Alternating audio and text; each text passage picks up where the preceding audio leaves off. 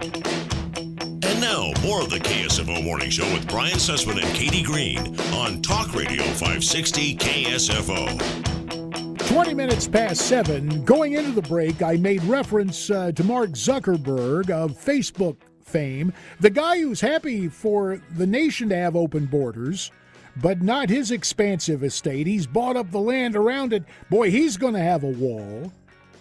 Does old Mark basically have a problem saying one thing and doing another? Well, making his mark as a branding expert is our friend Marc Rudov, a good Mark, who has written an article entitled The Farce of Facebook.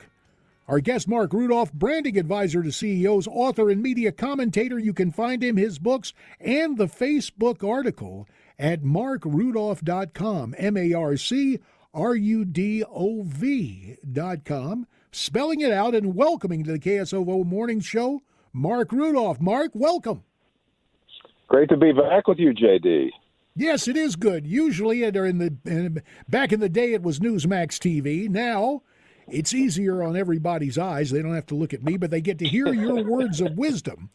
The Farce of Facebook you have written. Is it a basic credibility problem with Mark Zuckerberg, or how would you characterize it? Well, JD, let's say you've been married for a few years and you find out that your wife is a drug dealer and she's cheating on you. Is your marriage a farce? Well, luckily that's not the case in my house, but I see your point. Yes, well, that's what's happening with Facebook. Facebook is portraying itself as this honest connector of people around the globe. And in fact, what it really is a seller of those users' data. And many times people have wanted to IM with me on Facebook and start getting into business. And I say, hey, look, and this is before I knew anything. I said, hey, look, I don't believe that this is safe. I believe Facebook is spying on us. Let's not do this here. Let's do this by telephone and email. Well, it turns out my instincts were correct. As I said in my article, that when you get funding from a venture capitalist, the investors will ask you two questions when you're pitching your company. One is, how are you going to monetize it? And two, how are you going to scale it? Well, Facebook found out the answer. Attract as many users as possible and secretly sell their data and then lie about it. And that's the business model of Facebook. Because if you think about what goes on there, it's not a business. People talking about their kids, people talking about what they did over the weekend. And when you think about it, JD, if you're giving a speech to an audience, you're standing up in front at a podium with a microphone. You have complete control of the audience. When you're an advertiser, if you want to get your message across, you have to have complete control of the audience, which you do on radio and you do on TV. But on Facebook, you don't. It's a noisy room. So advertisers are wasting their money there. And so the only way that Facebook could make money, really, in addition to all the advertisers who have discovered that it's a waste of money, is to do what it's been doing and lying about it, which is selling data. And that's why I call it a farce.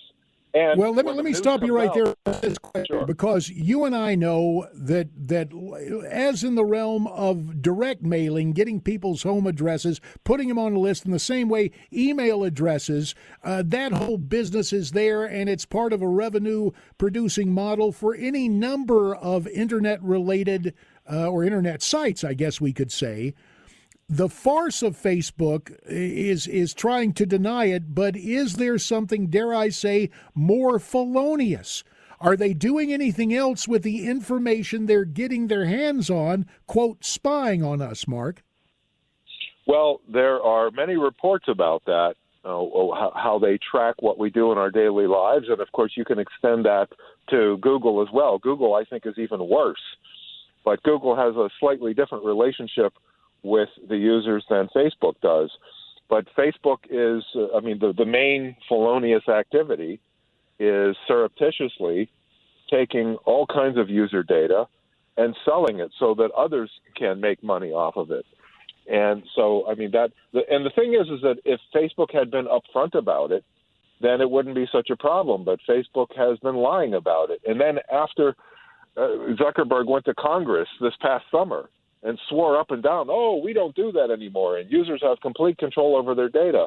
That was another lie, because it's come out several times since then. Oh yeah, we forgot to tell you. We've been sharing it with these several hundred companies. Well, you know, this sounds, and you go back to the book about the birth of Facebook, and who was it there at Harvard with him? The Winklevoss twins, claiming they were the guys who had the idea, and I guess they made, ironically, what, $5 million each off the whole thing? Is the basic problem a character? Has Mark Zuckerberg, I guess he has been rewarded for saying one thing and playing the innocent choir boy while he's doing something else entirely. Well, of course, that's never happened in the history of mankind before. Oh, yeah.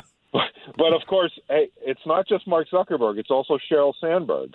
Lean in Sheryl Sandberg. Yeah. It's more like dig in Sheryl Sandberg.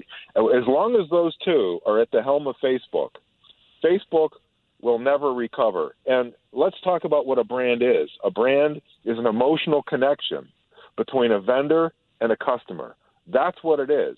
And the brand of Facebook used to be, we make you feel important, because people falsely thought that all these connections on Facebook were friends. Well, they're not friends, but the more friends they had, the more important they felt. And the more important they felt, the more important they wanted to feel. So they kept adding and adding and adding friends. It was a great business model. But what is the brand of Facebook today? Dishonesty. That's the brand today. And so do you think, let me just ask you this, because the press of time and events on an open line Friday, let me just ask you this, as a branding expert, is there any way for Facebook to resurrect its brand, or has it been overtaken by events to the point where it goes away? Because there's still billions of dollars we're talking about, Mark. Well, I suppose it's still possible if Zuckerberg and Sandberg leave. As long as those two are there, the answer to your question is no. Though their reputations are shot, they're liars, and everybody knows it. But the funny thing is that people are they're not leaving Facebook as much as one would expect. They're still there. I'm still there, but I never, ever, ever put anything personal on the internet, ever. I go on there and I see people put pictures of their families, their kids. I can't believe it. And the advertisers are still there too. But it's a weird phenomenon. But the fact is, it is a felonious business. They are cheating. They're lying. And as long as those two are still at the helm, there's no chance of rebranding the company as an honest connector of people. And in fact, when you think about what people really do on social media, it's hyping, sniping, and griping. So as long as they're angry and they're talking about nonsense, no advertiser really has control of the audience. And I think it's a complete waste of money to advertise on social media. And it's been proven that it doesn't help your business at all. Amen. That's why we got to talk about the power of radio, Mark. And unfortunately, that power means a clock. Marc Rudov, branding expert. The article is The Farce of Facebook.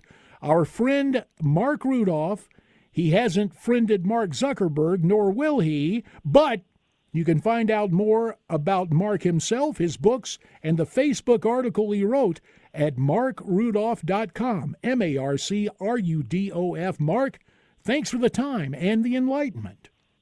Nice to be with you again, JD. Good to have you, sir.